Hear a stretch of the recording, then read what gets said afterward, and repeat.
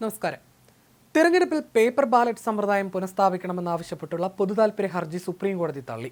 തിരഞ്ഞെടുപ്പിൽ തോൽക്കുമ്പോൾ മാത്രം ഇവിഎമ്മിന്റെ വിശ്വാസ്യതയെ ചോദ്യം ചെയ്യുന്ന നേതാക്കളുടെ പൊരുത്തക്കേട് ഉയർത്തിക്കാട്ടി ഇവിഎമ്മിൽ കൃത്രിമം കാണിച്ചെന്ന ഹർജിക്കാരന്റെ വാദം കോടതി തള്ളുകയായിരുന്നു. ഹർജിക്കാരനായ ഡോക്ടർ കെ എ പോളിന്റെ വാദങ്ങളിൽ കഴമ്പില്ലെന്ന് ജസ്റ്റിസുമാരായ വിക്രംനാഥ്, പി ബി വരാലെ എന്നിവർ കണ്ടെത്തി. തിരഞ്ഞെടുപ്പിൽ വിജയിച്ചാൽ ഇലക്ട്രോണിക് വോട്ടിംഗ് മെഷീനുകളിൽ കൃത്രിമം കാണില്ല എന്നും തോൽക്കുമ്പോൾ ഇവിഎമ്മിൽ കൈകടത്തലുണ്ടെന്നും പറയുന്നതിൽ എന്ത് ന്യായമാണുള്ളതെന്നും ജസ്റ്റിസ് വിക്രംനാഥ് ചോദിച്ചു.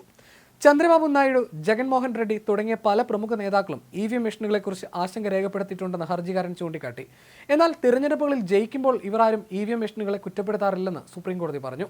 ഇവിഎം മെഷീനുകൾ ജനാധിപത്യത്തിന് ഭീഷണിയാണെന്ന് ഹർജിക്കാരൻ വാദിച്ചു. അമേരിക്ക പോലുള്ള രാജ്യങ്ങളിൽ ഇപ്പോഴും പേപ്പർ ബാലറ്റാണ് ഉപയോഗിക്കുന്നതെന്നും ഇലോൺ മസ്കിനെ പോലുള്ള പ്രമുഖ വ്യക്തികൾ പോലും ഇവിഎമ്മുകളിലെ കൃത്രിമത്വത്തെക്കുറിച്ച് ആശങ്ക പ്രകടിപ്പിക്കുന്നുവെന്നും ഹർജിക്കാരൻ ചൂണ്ടിക്കാട്ടി.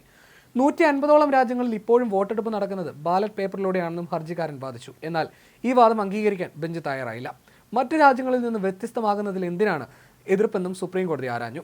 അതേസമയം വരും തെരഞ്ഞെടുപ്പുകളിൽ ഇവിഎം വേണ്ടെന്നും ബാലറ്റ് പേപ്പർ തിരികെ കൊണ്ടുവരണമെന്നും കോൺഗ്രസ് ദേശീയ അധ്യക്ഷൻ മല്ലികാർജ്ജുൻ ഖാർഗെ ഇന്ന് പറഞ്ഞു. ബാലറ്റ് പേപ്പർ തിരികെ കൊണ്ടുവരാൻ ഭാരത് ജോഡോ യാത്ര പോലെ രാജ്യവ്യാപക ക്യാമ്പയിന് പാർട്ടി നേതൃത്വം കൊടുക്കുമെന്നും ഖാർഗെ പറഞ്ഞു. ഭരണഘടനാ വാർഷിക ദിനത്തിൽ രാജ്യതലസ്ഥാനത്ത് കോൺഗ്രസ് സംഘടിപ്പിച്ച പരിപാടിയിൽ സംസാരിക്കവെയാണ് കോൺഗ്രസ് അധ്യക്ഷൻ സുപ്രധാന പ്രഖ്യാപനം നടത്തിയത്.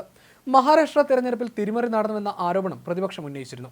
ഇക്കഴിഞ്ഞ തെരഞ്ഞെടുപ്പിൽ കോൺഗ്രസ്, ശിവസേന, NCP പക്ഷം നേതൃത്വം നൽകുന്ന മഹാവികാസ് അഘാടി സഖ്യത്തെ സമ്പൂർണ്ണമായി തകർത്ത് BJP, ശിവസേന, NCP സഖ്യം നേതൃത്വം നൽകുന്ന മഹായുതി സഖ്യം അധികാരം പിടിച്ചെടുത്തതിന് പിന്നാലെയായിരുന്നു ഇവിഎം തിരിമറി ആരോപണം വീണ്ടും ഉയർന്നു വന്നത്.